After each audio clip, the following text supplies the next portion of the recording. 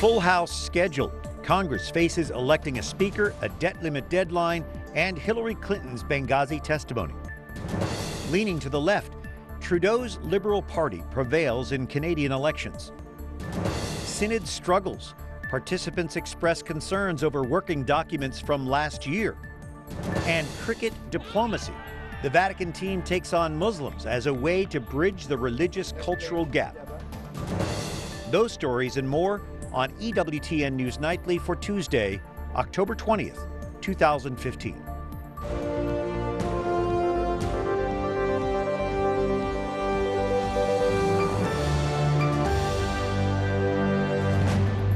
Good evening from Washington. Thank you for joining us tonight. I'm Brian Patrick with your news now. Congress is back in session, and with so many questions looming, it will be a busy week at the U.S. Capitol. Jason Calvi is there tonight with a preview. Brian, three of the big issues we're following. One, will Paul Ryan run for House Speaker? Two, Hillary Clinton in the hot seat this week, facing tough questions at the Benghazi hearing. And three, the House will vote once again to defund Planned Parenthood. The pro-life movement truly is speaking with one voice. 38 pro-life leaders sent this letter to the House and Senate budget committees. It urges lawmakers to use the budget reconciliation process to defund Planned Parenthood for 1 year. Defund! When do we want it? Now! That process only requires a simple majority of 51 votes to pass the Senate. A normal Senate bill needs 60 votes to stop a filibuster. The House plans to vote on the proposal Friday. It is the one shot that we actually have that we might be able to get this to the president's desk, where he will either sign it, very unlikely, or he would veto it. And so it's a point of clarification. Clarity is really a gift. This week, Hillary Clinton testifies before the House Benghazi Committee, which is investigating the 2012 attack. Catholic Representative Susan Brooks is on that panel. We have interviewed over 57 witnesses, more than 40 of whom had never been interviewed by congressional committees before. 30 witnesses had never been interviewed by anybody before. And then there's still the unanswered question of House leadership. 14 Republicans want to be president, but they can't really find one Republican who wants to be speaker. Tonight, House Republicans meet privately to draft plans for the next month. The big question remains, will Paul Ryan run for speaker? There's no update from Ryan's camp, but Mitt Romney gives his former running mate a vote of confidence on CNN. He is such a man of such talent and such integrity and such character that he's a real resource for the country. There are about a dozen people who could run for House Speaker, but tonight, all eyes on Paul Ryan. Current Speaker John Boehner says he will postpone his resignation until the next speaker is chosen. Brian? Jason Calvi on Capitol Hill. Thanks, Jason.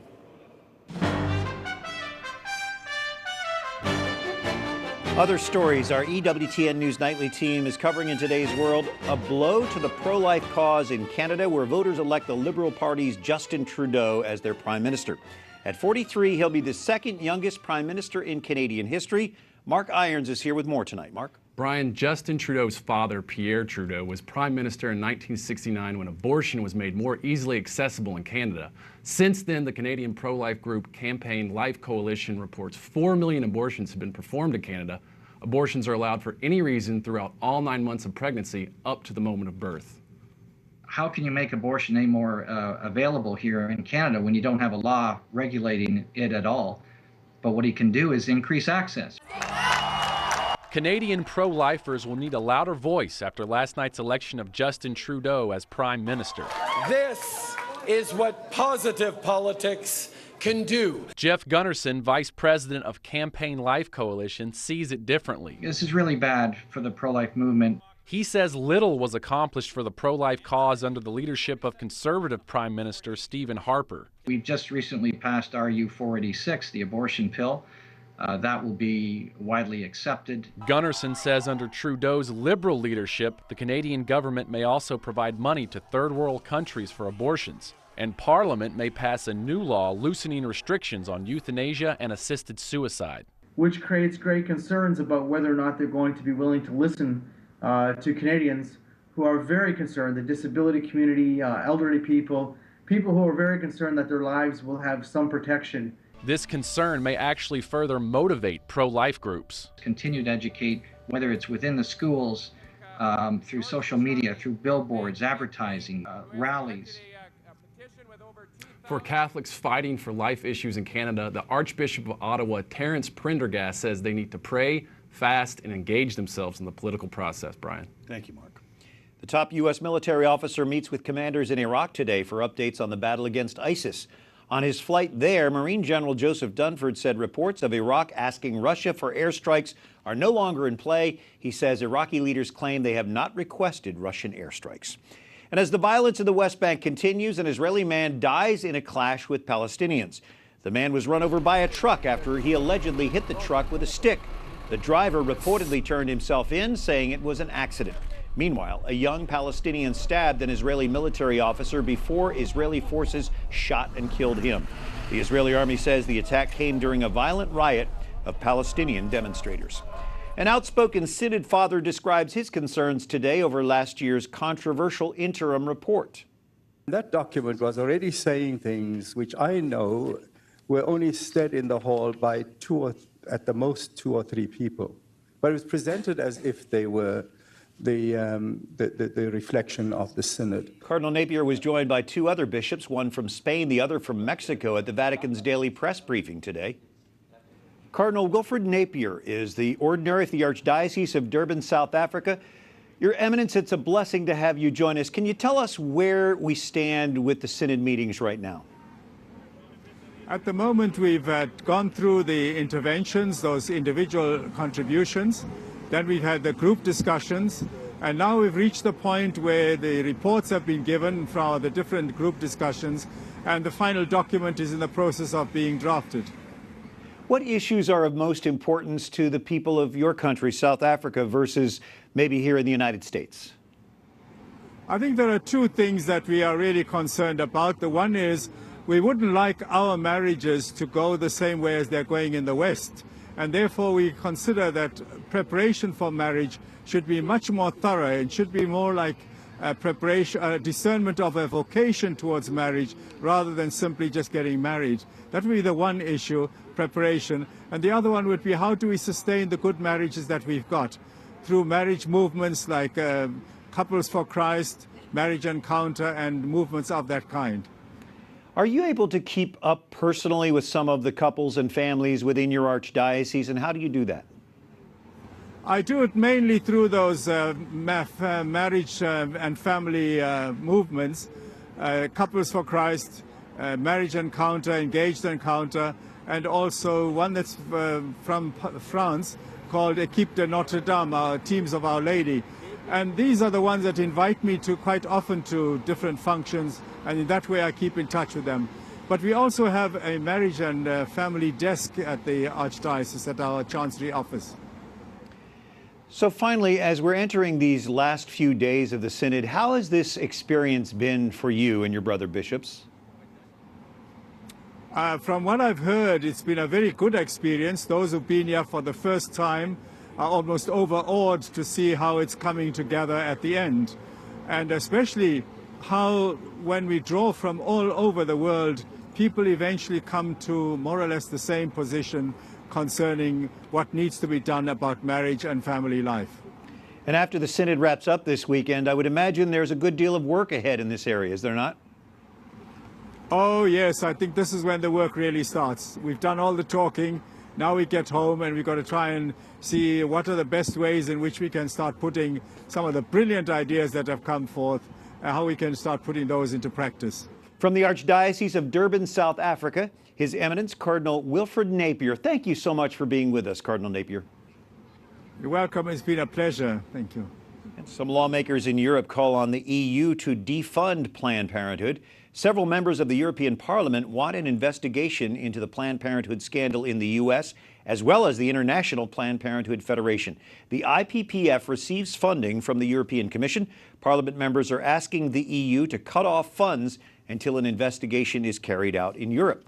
Lila Rose, president of Live Action, keynoted the European Parliament meeting. She's with us tonight, just back from Brussels. What was the message you gave to the EU Parliament members. The message I gave was to brief the members there, and there were 14 members that are making an inquiry right now and asking the questions that need to be asked, but it was to brief them on what's happened in the United States and pose questions that should be posed at the European Union and at the Parliament. Questions like how many body parts of children that are killed by abortion are sold in Europe? How much money does Planned Parenthood internationally make from those body parts? And get the commission starting that investigation. Were you able to show them any of the videos? Yes, so many of the members had actually already seen. They're paying attention to the scandal in America. They're paying close attention, and it's unfortunate, of course, that the U.S. government, the president, our administration, won't even watch the videos. And in Europe, former prime ministers are watching these videos at the European Parliament and demanding an investigation in Europe. So Europe is paying attention, and many of them are shocked and outraged by Planned Parenthood, which is an international organization. It's not just based in the United States. So how prevalent is the IPPF in Europe, and how much public funding do they get? So IPPF, the International Planned Parenthood Federation, is a registered lobby at the European Parliament. They've gotten several $1 million from the European Parliament and Commission in just the last few years, and that's just the money that they know about. Of course, when you just start to dig beneath the surface, there's a lot of different grants that are given, different funds that are applied for. So members of the Parliament are just beginning their inquiry now to get to the bottom of how much money they're getting and what kind of abuses are happening, Brian. Like how many children are being sold for profit after being aborted in Europe, especially when a lot of countries have limits at the first trimester, which means that they want body parts from the second trimester, so are laws being broken to harvest the parts of children that technically shouldn't even be killed in Europe. So there's a lot of information that needs to emerge. Is there bipartisan interest in this, or is it very party line oriented as it is in the United States? Well, it should be bipartisan, and that's always disappointing when it becomes partisan because this is a human rights issue. But it was interesting at the Parliament, there are different parties, so there are about 8 different major parties, and more than one was represented. So there were at least 2 that I was aware of that were represented, and I think that there's interest from some others. So it's surprising to see that people that aren't typically working together at the Parliament are working together to demand an inquiry into Planned Parenthood Federation, and then also to demand that the money stops being sent by the European Union to Planned Parenthood. Are you at all confident that that can happen there? I think that if we assume that it's impossible, then the pro-abortion lobby and ideology has already won. Of course it's possible. We have to appeal to the sense of justice and the sense of respect for human life and dignity that is in every heart. And I saw that happening at the Parliament. And actually the head of the European Commission himself said that he would look into this. So there's actually some positive feedback that's happening. It's important work you're doing. Live Action's Lila Rose, thank you. Thanks, Brian. China's president arrives at Buckingham Palace today in style. President Xi Jinping rode in a gilded carriage drawn by white horses. Britain's welcome full of tradition and pomp for the Chinese leader's 4-day visit. The Queen of England and her husband greeted the president and his wife. The state visit is aimed at cementing close economic ties between China and Great Britain. Coming up, presidential politics gets more interesting on both sides of the aisle. And kids develop agility, rhythm, and body awareness through dance.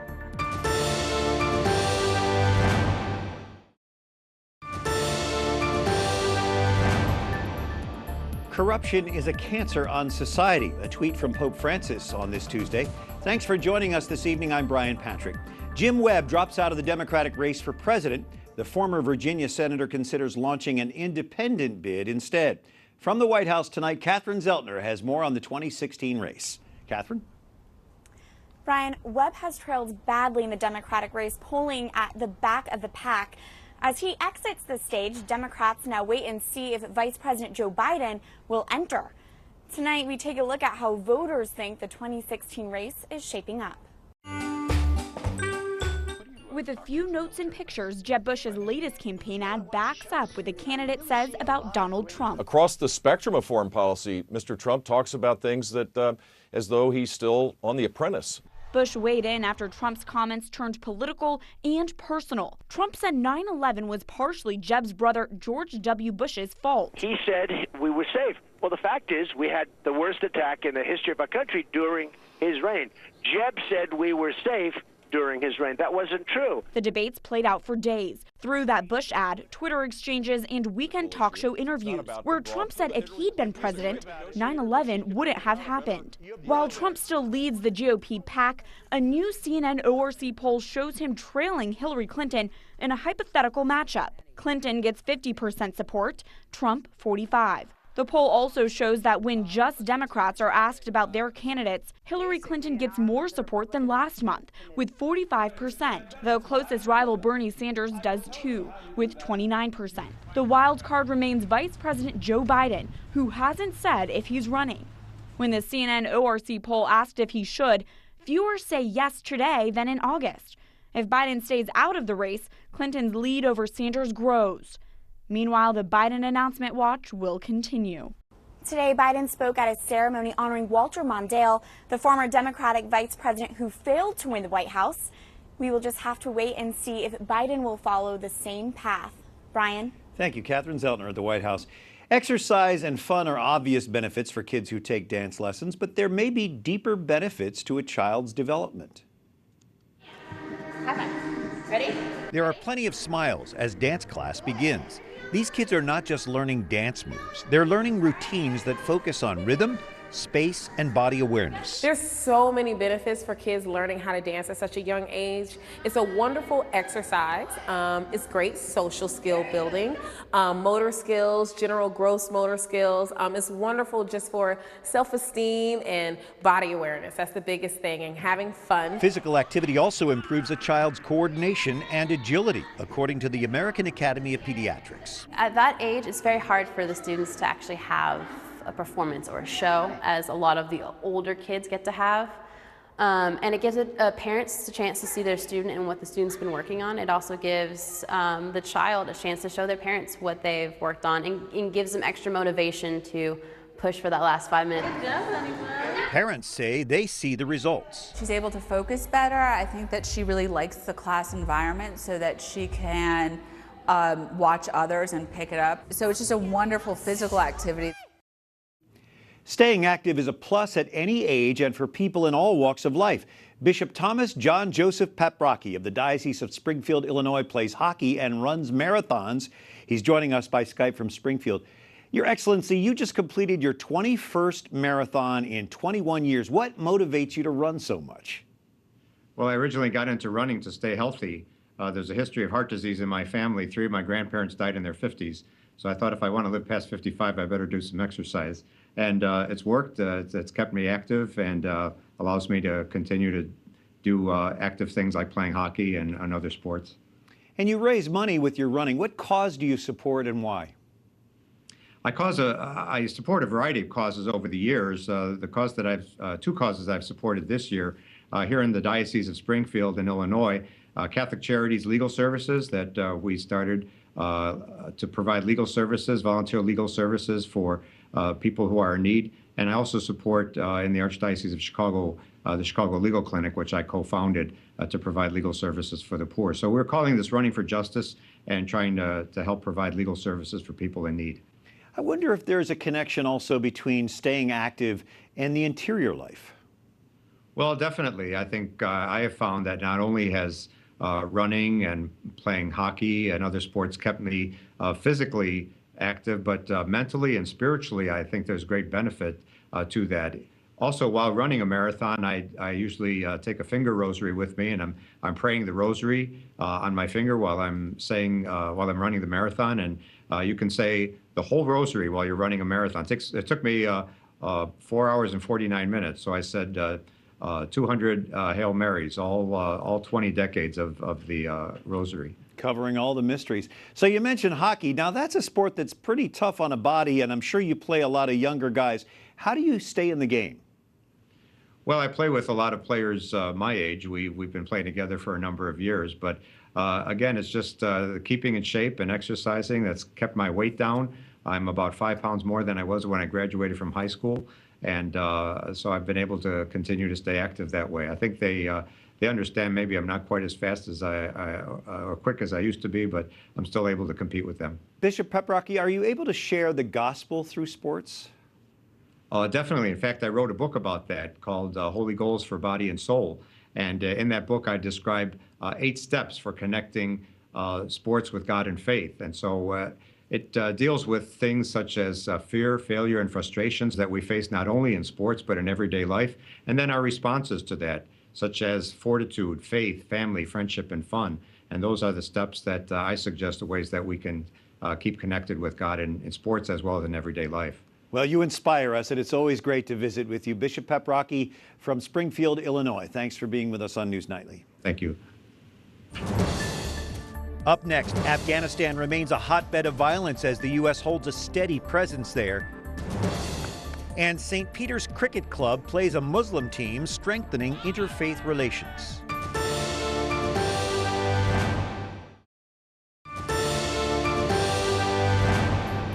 Today, October 20th, the feast of St. Paul of the Cross, renowned preacher and mystic who died in 1775. He founded the Passionists, a religious order dedicated to the Passion of Christ. Thank you for joining us on this Tuesday evening. I'm Brian Patrick. An Afghan official says 18 police officers are missing after the Taliban seized a district in northwestern province. An Interior Ministry spokesman says the officers haven't been heard from since Monday.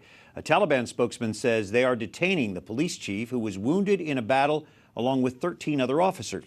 Lieutenant Colonel Michael Waltz is joining us, the author of The Warrior Diplomat, a Green Beret's battle from Washington to Afghanistan. Tell us about that dual role. I would imagine that was kind of walking a tightrope sometimes. It was, but I also had the really fascinating experience of being in the White House on the one hand as Vice President Cheney's advisor, over in the Pentagon. These are all in civilian roles with Secretaries Rumsfeld and Gates, and then out in the field as a Special Forces officer, bringing strategy to tactics, and then importantly, bringing what's going on the ground back to our policymakers. Yeah, what incredible input to them to have somebody who's in the thick of it, give them that feedback. So is it the right decision to keep troops in Afghanistan now? Well, you know, on the one hand, it's necessary to keep the troops, but it is nowhere near sufficient. So all the president is doing is essentially delaying the withdrawal another year. But the message to our allies and sadly the message to our enemies is that America is leaving and everybody is hedging. So it's almost as if Franklin Delano Roosevelt, announced D-Day, but then told the Germans that we're leaving within a year. Well, we saw what happened in Iraq. Right. I mean, is the same thing really, is that what we have to look Well, forward I think that's now, frankly, what the administration fears, is that we have the same thing happening in Afghanistan that's going to happen in Iraq if we pull everyone out. So they're leaving a very token force behind, but it's not enough to really achieve success or any type of stability in Afghanistan. But there really isn't any way to win this thing, is there? Well, I think you could have asked the same thing about our presence in South Korea in the 1950s or in Germany. I think the message we need to send is that we are standing with you to the Iraqis, to the Afghans, and to the regions, just like we did with South Korea, with the Philippines, with the Germans 70 years ago. Just as we were defeating this ideology of communism, we now have to make the same commitment to defeat Islamic extremism, and it's something that this president just hasn't made. So what will it take to bring some form of stability to Afghanistan? Sure. Well, I think you're going to need two pieces. One, you need to have some modicum of security for the other pieces to take hold, for economic recovery, for better governance and what have you. But I think what we as Americans need to start wrapping our mind around, and what we haven't heard from our national leadership, is that we are 15 years into a 60, 70, 80-year-long effort, a generational effort to undermine kind of this scourge that's moving around the world right now. It is a marathon. Lieutenant Colonel Michael Waltz, the book is The Warrior Diplomat. Thanks so much for being with us on News Thanks, Nightly. Brian. Appreciate it. Well, a Vatican cricket team and an all-Muslim team are matched up for the first time this past weekend. The St. Peter's Cricket Club was launched 2 years ago. It aims to find some common ground with other religions through sport. Given cricket is a popular sport in many Muslim countries, this match has been in the works for a long time. We are here to play the cricket, to engage in contemporary issues, to use the common space to build and strengthen our interfaith relationships. Promoters hope the match is a symbol of how people from different faiths and backgrounds can open up and have fun together. Thanks for joining us tonight. We look forward to having you back tomorrow on EWTN News Nightly.